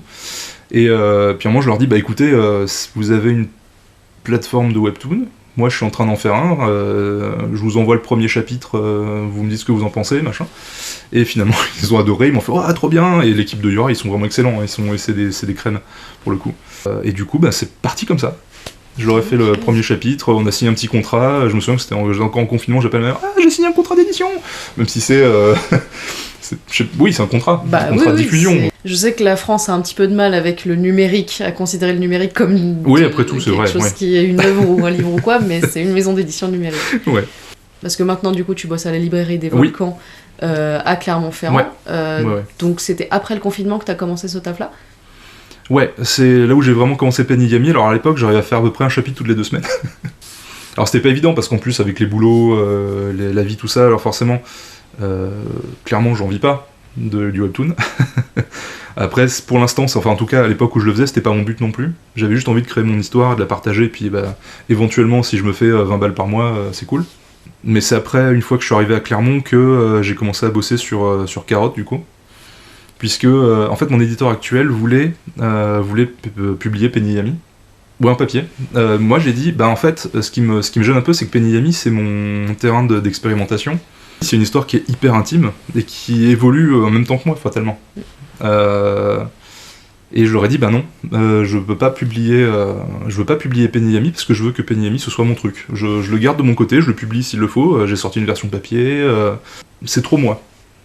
Et je leur dis par contre, j'ai un autre univers à exploiter qui est Carotte, qui est encore une fois aussi un univers assez intime mais qui est plus léger. J'ai montré un petit peu les dossiers que j'avais des sketchbooks, en fait j'avais fait un petit recueil de petites histoires et je leur ai dit bah voilà donc je peux faire ci, je peux faire ça. Et finalement on a fait le premier tome comme ça. Et du coup, parce que c'est quand même le sujet, oui. Vous n'y couperez pas. Ah non mais j'espère ne pas y couper en plus. Bah, dans ce parcours, est-ce qu'il y a eu une première fois où, des fois où tu t'es souvenu vraiment t'être foutu une balle dans le pied, genre directement, ou avoir été ton propre obstacle en fait, au travers de ce... Sur Penny Yami ou en général? Oui, bah en fait tout le temps parce que il y a un truc vraiment qui est fatal pour beaucoup de choses, c'est de dire oui trop vite.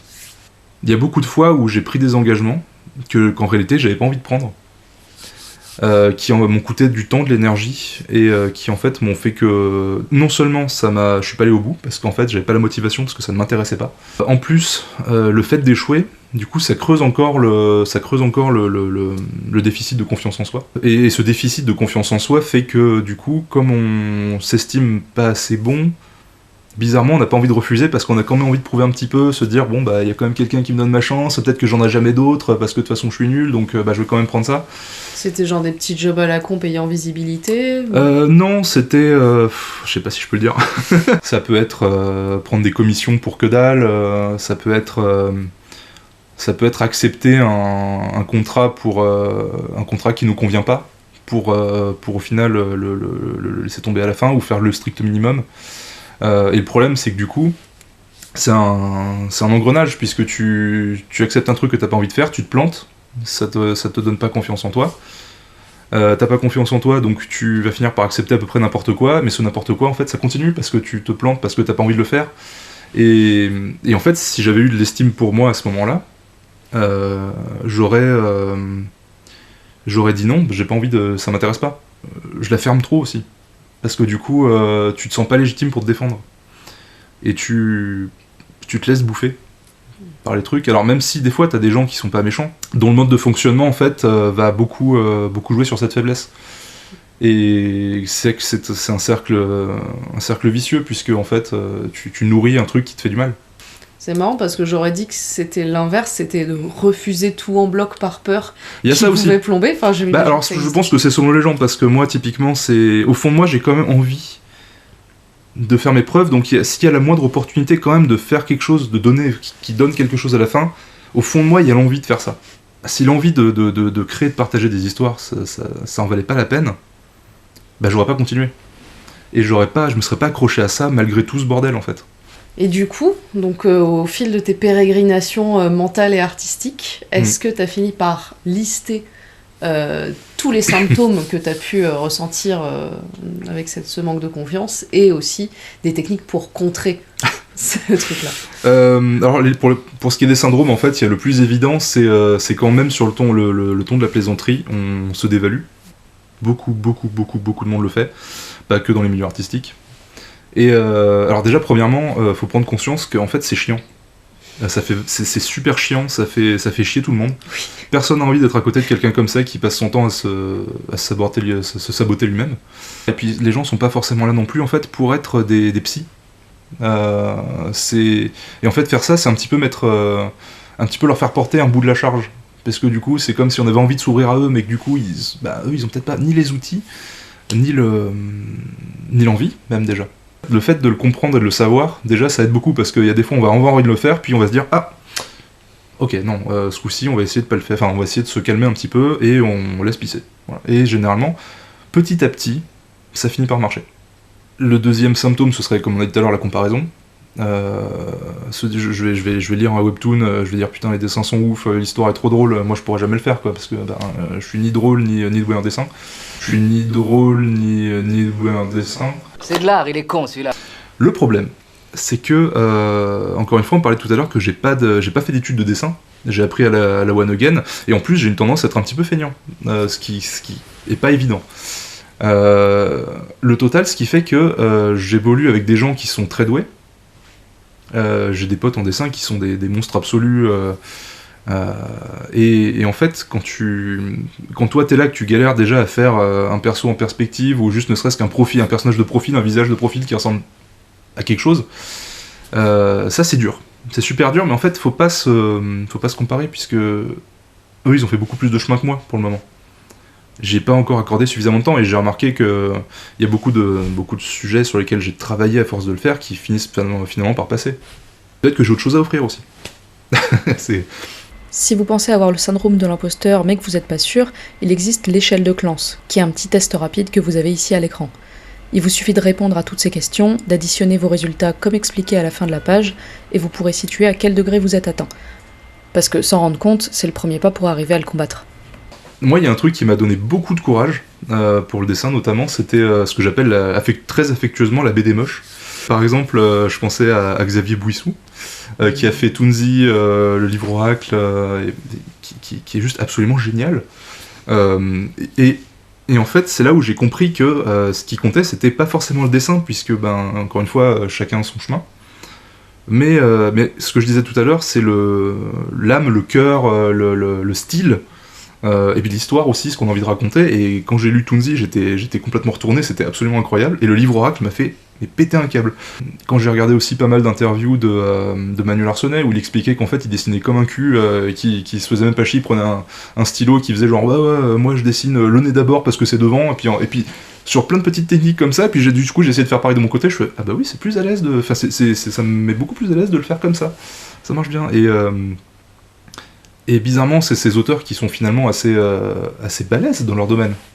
C'est des pontes. Oui, et qui m'ont donné plus de courage que ce que j'ai pu trouver ailleurs en fait.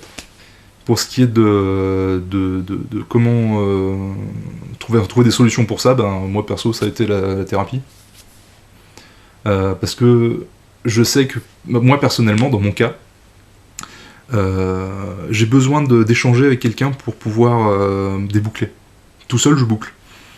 Donc je suis allé voir une psy qui est absolument géniale. Je suis tombé sur quelqu'un d'extrêmement bienveillant, impliqué, et avec qui je faisais vraiment du bon boulot.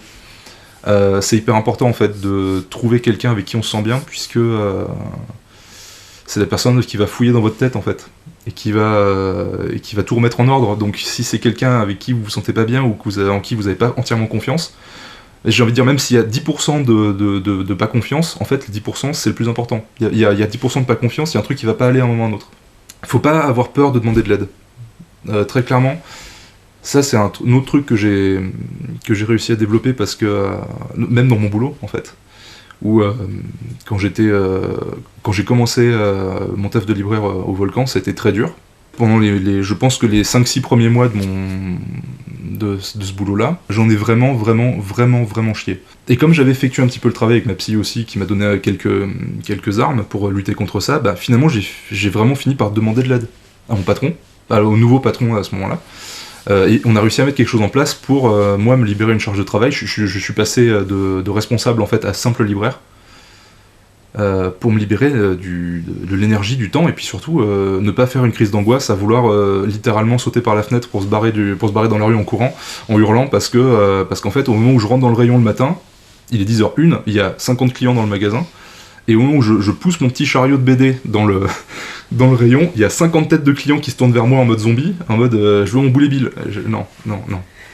En fait, on est tous vulnérables, il faut le savoir, et il faut pas avoir peur de se montrer parfois vulnérable. Alors, c'est facile à dire comme ça, mais encore une fois, c'est quelque chose qu'on peut faire petit à petit, en fait, avec des personnes en qui on a confiance, mais il faut accepter de se montrer... Vous n'êtes pas parfait. Personne n'est parfait. Et les personnes autour de vous ne le seront pas. Et surtout, elles vont comprendre que vous l'êtes pas.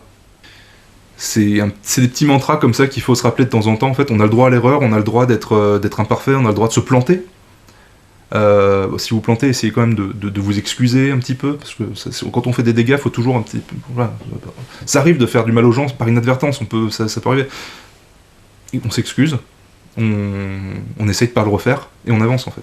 Et les gens, si on fait ce qu'il faut, nous en voudront pas. En fait, c'est juste d'être bienveillant envers soi-même de base. D'avoir juste une toute petite pointe de bienveillance, et au fur et à mesure, en fait, elle va grandir. C'est hyper important.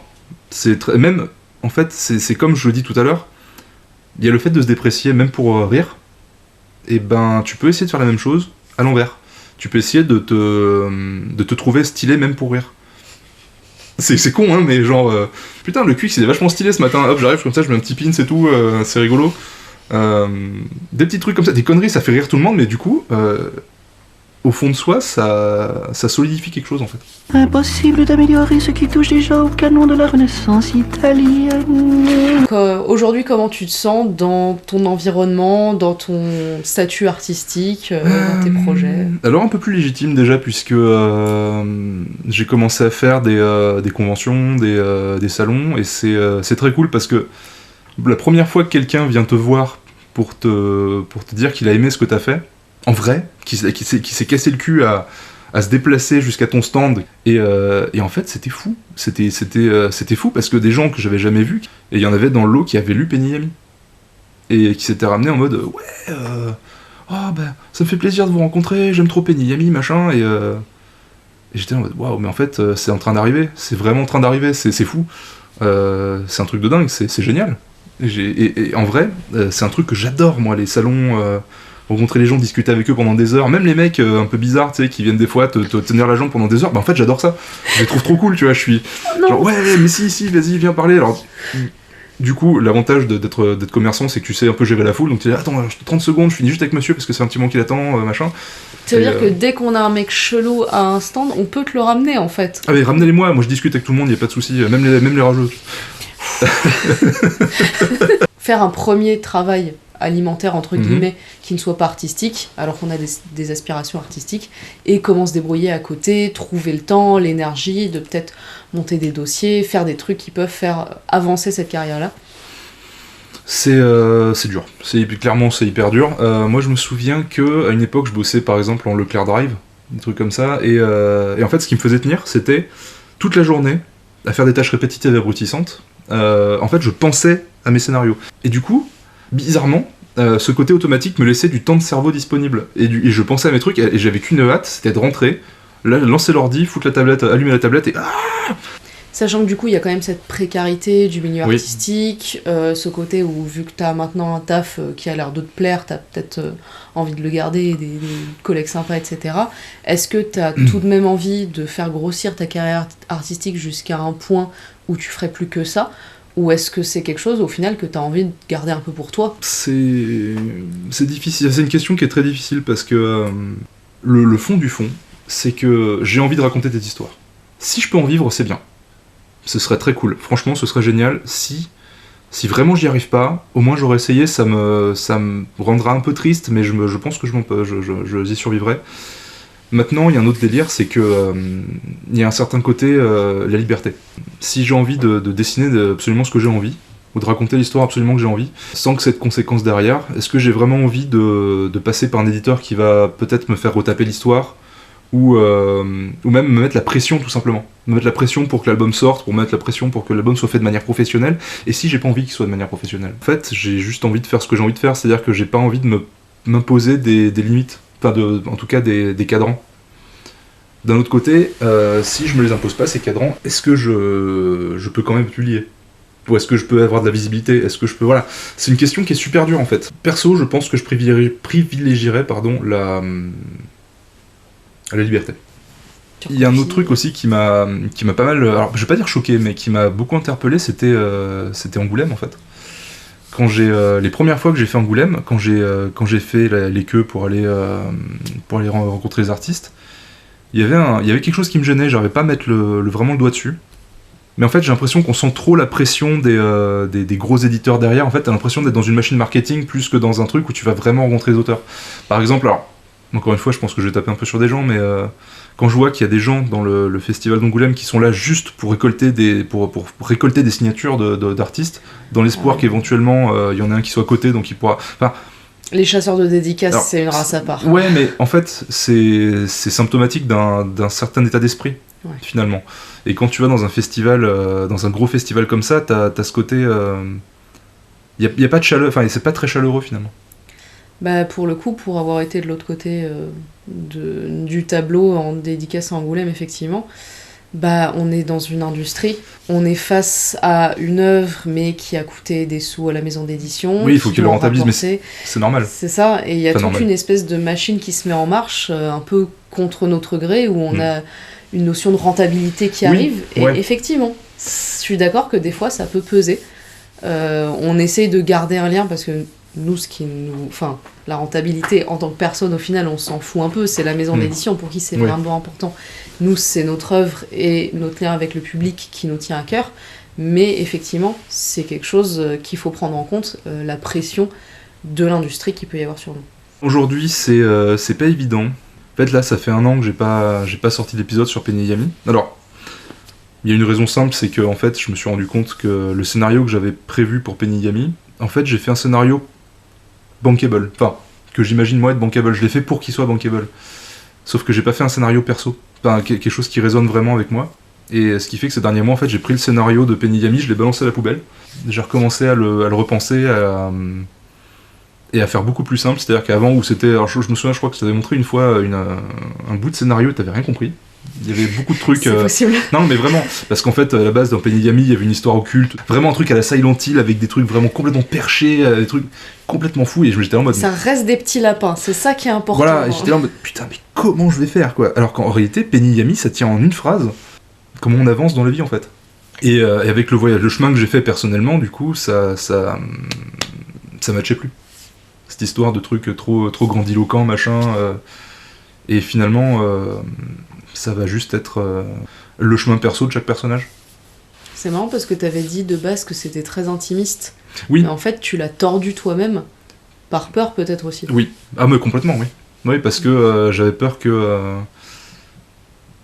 J'avais peur. C'est terrifiant de se livrer, en fait. Je pense que si quelqu'un se reconnaît là-dedans et que ça lui donne un petit peu d'espoir, ça vaut le coup, en fait, de le faire.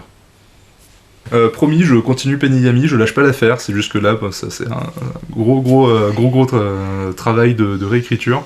Et il y a de très bonnes petites BD jeunesse qui vont sortir dans pas si longtemps que ça, quand j'arriverai au bout. Pas de si, quand. En fait, peu importe si votre histoire vaut quelque chose, vous faites avant tout ça pour vous.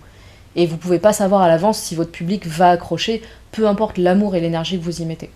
C'est hyper bien d'avoir beaucoup d'ambition, d'avoir envie de changer votre vie ou le monde à coups de crayon, mais si vous laissez cet espoir vous submerger, vous oserez jamais rien sortir. À la recherche du succès.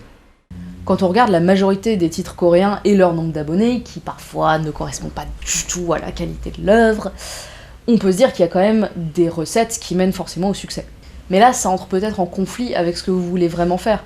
Parce que si vous voyez que tout ce qui marche, c'est des ducs sexy qui commettent des crimes contre l'humanité, où une femme mariée à un homme adultère mais qui meurt et se réincarne en femme transformée en homme, mais l'homme était en fait sa sœur, et que vous, ce qui vous intéresse, c'est le futur dystopique, bah vous pouvez peut-être vous dire que vous n'avez pas votre place ici. Et la clé d'un succès, au final, c'est quoi? Bon, si vous pensez comme ça, vous pensez un peu comme un algorithme, ou un éditeur coréen. Parce que si vous voulez une œuvre qui rentre parfaitement dans les clous, ouais, il va falloir sortir de l'impératrice, de la trahison, des liaisons, du danger, des abdos, et surtout beaucoup de drama. Mais la majorité des auteurs français, ils veulent pas ça, ils veulent que leur histoire marche. Et pour ça, à mon sens, il y a 4 éléments nécessaires à votre réussite. Bon, il y a plein de contre-exemples, mais on s'en fout, pour moi, c'est vraiment des valeurs sûres. Le rythme. Vous le savez très bien, en webtoon, ça doit aller vite. Dès les premiers épisodes, vous devez avoir accroché votre lecteur et donc poser votre univers. J'ai dit poser, pas étaler. Même si vous avez un univers complexe, SF ou fantasy, par pitié, ne tartinez pas de lore d'entrée de jeu. Commencez pas avec des prologues à rallonge en mode oui, mais demi-dieu dans la dynastie de... On s'en fout vraiment. Ce qu'on veut, c'est l'histoire. Et on découvrira votre univers génial à travers l'histoire et les personnages qui la vivent. Vous devez également avoir posé le ou les personnages principaux, leur envie, leur volonté personnelle et leur personnalité évidemment. Et surtout, dès les 3 premiers, vous devez avoir fait démarrer votre histoire, c'est-à-dire votre problème. Une histoire, ça démarre toujours par un problème, pas par un prologue. C'est pour ça que les titres de webtoon, c'est des phrases à rallonge qui expliquent tout le pitch. C'est parce que les gens, ils doivent immédiatement savoir ce vers quoi ils vont. Vous imaginez si les mangas avaient les mêmes titres que les webtoons? J'ai tenté de faire revivre ma mère par des pratiques alchimiques interdites et maintenant j'ai perdu 2 membres et le corps entier de mon frère. Pareil, allez voir comment démarrent les histoires des plus grands mangas. Si vous prenez Death Note, on a personne qui va nous expliquer « Oui, en fait, dans le monde, il y a les humains et les Shinigami, et les Shinigami ont des carnets. » Non, c'est un gars, il trouve un carnet par terre. Qu'est-ce qui va se passer? Dans My Hero Academia, ce qu'on pourrait appeler prologue ne dure que 12 cases et entre très vite dans le vif du sujet. Page 1, le héros est nommé et se fait taper par des harceleurs avec des pouvoirs, parce que lui n'en a pas. Page 2 et 3, il a grandi et les super-héros et super-méchants font partie de la vie en ville. Et page 4, une très courte explication sans plus de détails sur la provenance de ses pouvoirs et le fait qu'ils aient donné naissance à la profession de ce héros. On n'a pas besoin de plus et on est déjà entré dans l'univers. Sur ce point, Glouton et Dragon est une masterclass absolue. Un univers fantasy, c'est propice à des tartines de texte sur comment fonctionne telle classe de personnage ou telle créature. Mais là, en plus d'introduire son univers fantasy JDR en seulement 4 cases, la mangaka nous pose le problème qui va être le moteur de toute son œuvre en plein milieu de l'action. Nos héros ont faim. Et les infos sur les créatures seront disséminées au cours des combats ou des repas qu'ils en feront, ce qui pour une dalleuse comme moi est sûr de capter toute mon attention. En parallèle de ça, elle va nous dropper des éléments d'univers absolument essentiels entre la poire et le dessert, pile à la dose qu'il faut, pour constamment raviver notre intérêt. Même dans Astérix, le principe de base est posé par un simple encart qui se répète à chaque tome. Nous sommes en 50 avant Jésus-Christ. Toute la Gaule est occupée par les Romains. Toute ? Non. Un petit village d'irréductibles gaulois résiste encore et toujours à l'envahisseur. Et la vie n'est pas facile pour les garnisons de légionnaires romains, des camps retranchés de Babaorum, Aquarium, Landonum et Petit Bonhomme. Le drame. On veut des histoires palpitantes, on veut ressentir des émotions positives ou négatives, on veut s'inquiéter, s'énerver, être heureux pour les personnages. Et le drame, vous pouvez le créer à partir de littéralement n'importe quoi. Vraiment, vous n'avez pas besoin de faire mourir un perso, ou qu'on découvre qu'en fait machin c'est le méchant ou le frère de l'héroïne. Au contraire, ce genre de ressort c'est hyper poussif, et souvent c'est juste signe d'une mauvaise écriture. Il y a cet auteur de comics que j'adore, False Sneeze, et il fait des histoires qu'avec des oiseaux. Il peut te mettre les larmes aux yeux, juste avec un oiseau qui fait des nids. Parce qu'il sait retransmettre l'émotion de l'oiseau, il prend le temps de le faire. Et bah aussi parce que des fois, pour qu'on ressente de la joie pour votre oiseau, votre héroïne, faut pas avoir peur de lui mettre des taquets dans la gueule. Les personnages. Le public du webtoon, c'est une majorité de jeunes filles, c'est pour ça qu'on a autant d'héroïnes auxquelles s'identifier, et pas mal d'arguments scénaristiques extrêmement bien choisis. Quand vous écrivez vos personnages, c'est important que vous ayez des humains en tête. Oui, ça a l'air qu'on dit comme ça, mais vous voyez dans les films, quand le héros est genre ultra fadasse, complètement naze, et que personne va se dire « oui, c'est mon perso préféré », bah c'est parce qu'en tant que héros, on n'ose pas lui mettre de défaut, alors que c'est littéralement le truc le plus humain. C'est pas pour rien que les histoires les plus palpitantes de la religion, ce soit chez les Grecs. Les Grecs, ils ont inventé les dieux les plus humains possibles, avec toute leur tare. Et c'est pour ça que même aujourd'hui, il y a encore des gens pour réaliser des histoires avec ces personnages de la religion. Zeus est littéralement un agresseur sexuel qui se planque sous toutes les formes pour tirer son coup, Héra reste en couple avec lui alors que clairement sa vie consiste à vouloir buter ses maîtresses, Artémis est une lesbienne qui vit à poil avec son harem de nymphes, et Narcisse est tellement un himbo qu'il se noie parce que son reflet est vraiment trop sexy. Et n'hésitez pas à vous inspirer de gens que vous connaissez, des potes ou même des gens que vous détestez. Demandez-vous, ah tiens, dans cette situation, comment machin réagirait ? Ça peut vraiment vous aider à écrire. La communauté. C'est la partie où vous vous transformez un peu en CM, en community manager. En fonction de votre personnalité, de vos ressentis, ça peut s'apparenter à un taf cool ou à une grosse corvée. On l'a vu avec la plateforme de Type, être proche de votre communauté, c'est hyper bénéfique pour votre titre. Pour un artiste, c'est évidemment complètement ouf de pouvoir communiquer directement avec les gens, et ayez pas peur de le faire, protégez-vous bien sûr, ne vous dites pas que vous devez répondre à absolument tout le monde, mais ça peut vraiment vous donner de la force. Et ça montre aussi aux gens qu'il y a quelqu'un qui travaille dur derrière ses lectures. Je pense que si vous avez ces 4 bases, vous pourrez démarrer votre histoire avec beaucoup moins d'appréhension, et surtout, n'hésitez vraiment pas à demander des conseils à des gens, surtout des gens qui sont complètement extérieurs à votre histoire et qui auront un regard complètement neuf.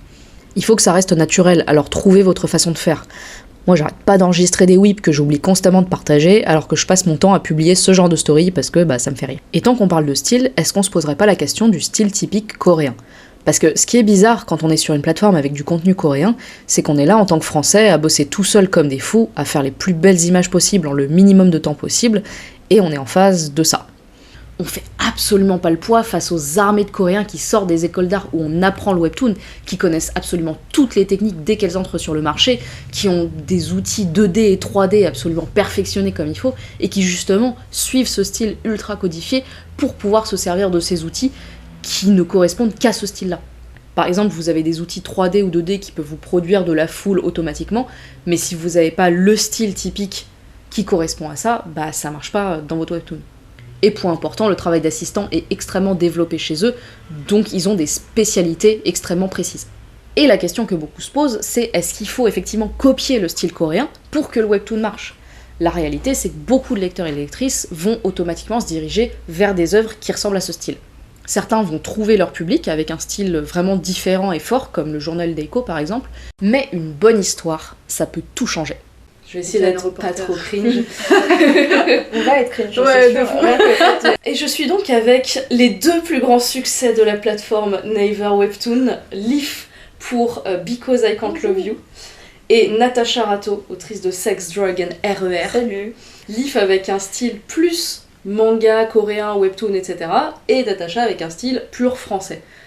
Et les 2 ont un succès de fou. Moi je me suis orientée vers le dessin du coup en sortant du bac, où j'ai fait une mise à niveau en art appliqué parce que je pouvais pas faire des études d'art en fait, comme je sortais d'un bac S, donc je pouvais pas passer dans les écoles d'art sauf passer par le privé, mais dans tous les cas comme j'avais pas un bon dossier, je suis passée dans le privé quand même. Mais après ça, j'avais voulu faire du cinéma d'animation et j'ai pas été prise parce que j'avais un style trop manga en fait. Ah les bâtards. Et donc je suis partie en école de manga directement.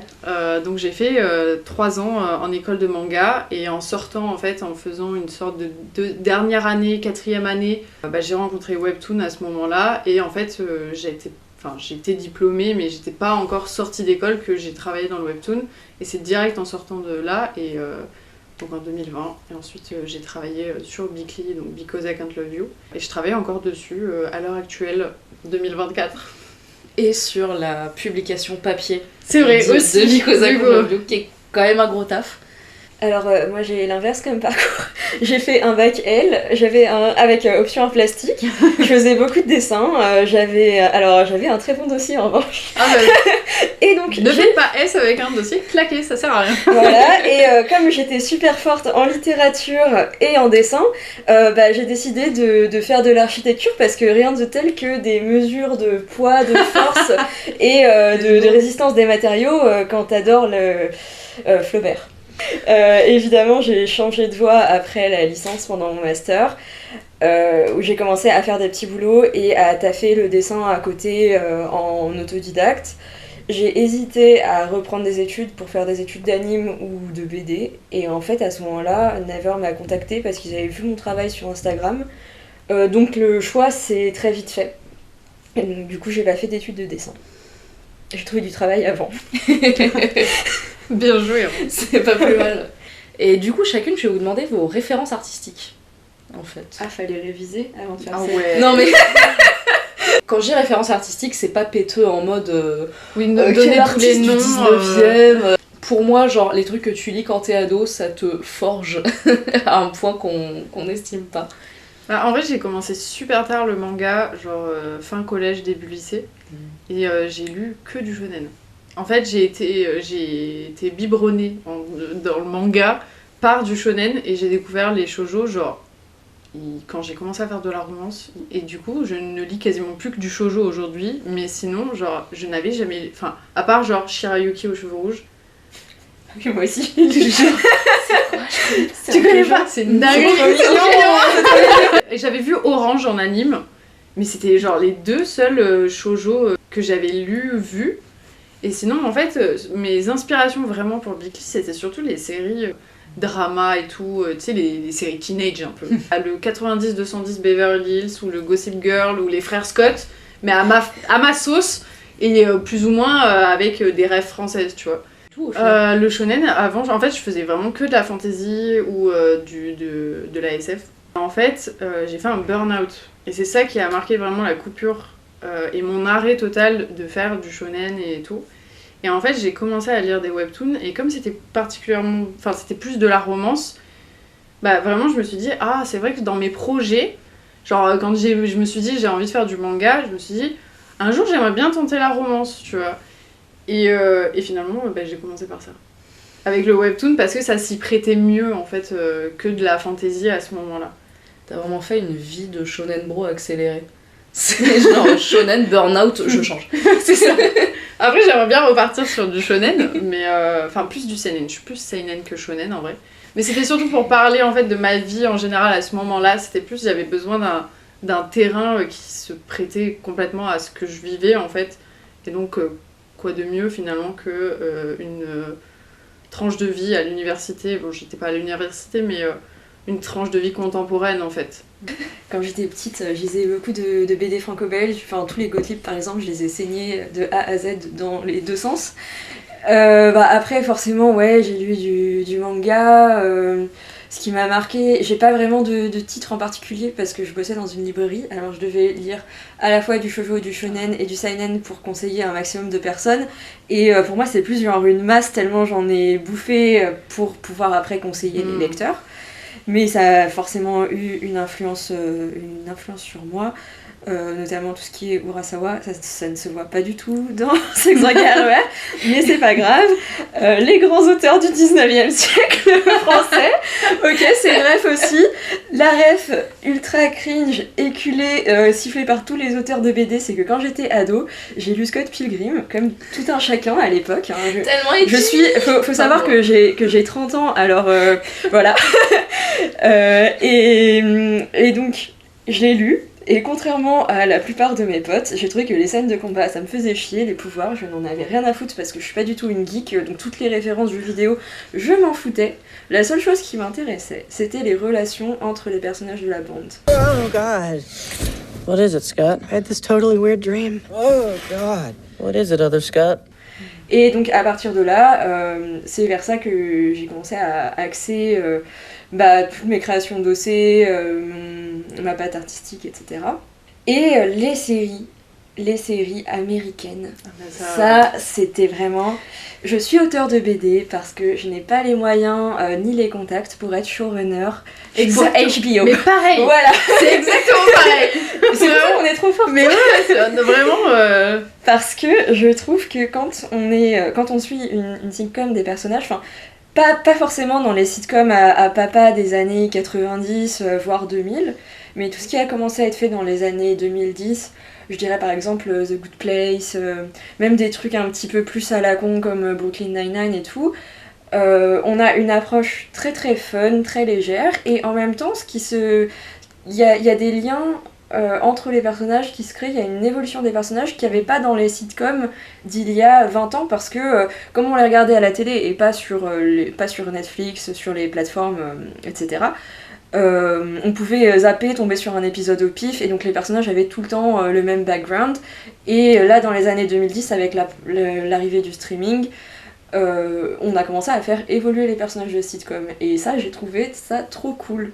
Et donc, ce gros mix d'influences fait que quand le webtoon est arrivé, j'ai vu de la sérialisation qui me permettait de faire un peu de sitcom, de la BD qui me permettait de le faire à moindre coût et en n'ayant que besoin de ma main droite. donc c'était parti quoi. Et puis le côté jeune adulte que j'avais bien aimé dans les romans graphiques que j'avais lus quand j'étais ado. Dont Scott Pilgrim, malheureusement. Ouais, ça va aller, on est beaucoup à être passé par là. J'ai encore un poster dans ma chambre chez mes parents.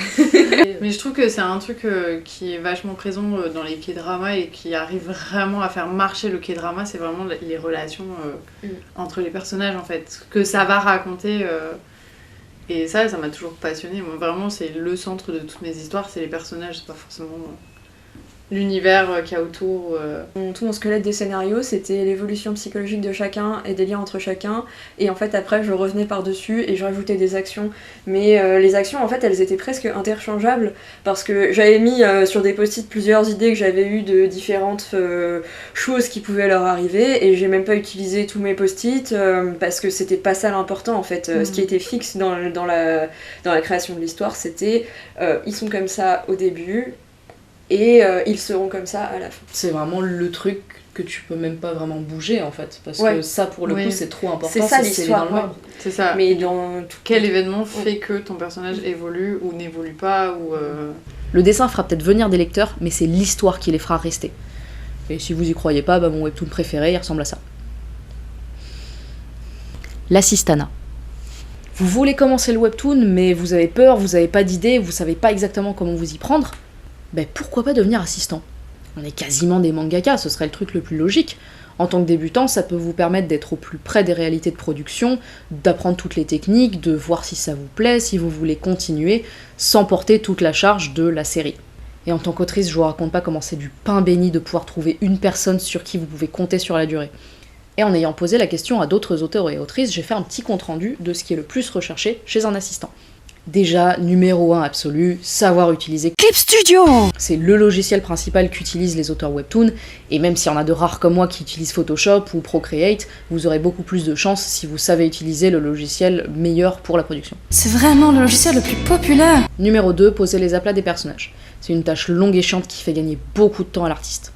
Point bonus, si vous avez un bon sens des couleurs, par exemple si vous devez choisir la tenue d'un personnage et que vous trouvez quelque chose d'assez harmonieux directement, et encore bonus si vous savez placer les ombres. Ça a l'air simple dit comme ça, mais il faut quand même avoir un bon sens du volume, surtout si le style est semi-réaliste. Point malus, si vous laissez des pétouilles de pixels vides dans la colo, et que l'auteur doit repasser dessus, ça fait perdre du temps à tout le monde. Parfois il y a les aplats des décors, ça dépend totalement du style de la série, vous pouvez juste avoir des aplats à placer selon une charte de couleurs. Le niveau ultra plus assistant premium, c'est ceux qui savent faire des décors en utilisant la 3D. Il y a beaucoup d'auteurs qui utilisent des décors qu'ils ont achetés en 3D sur Sketchfab ou Econ par exemple, des sites spécialisés. Et du coup, pour l'assistant, ça veut non seulement dire savoir placer les éléments, mais aussi faire des rendus avec une belle lumière. Il faut quand même être lucide sur un point, c'est qu'en l'état, il y a très peu de maisons d'édition qui proposent des contrats pour les assistants. Vous serez payé par l'auteur bien sûr, mais vous n'avez pas grand chose en termes de droit ou de sécurité du travail.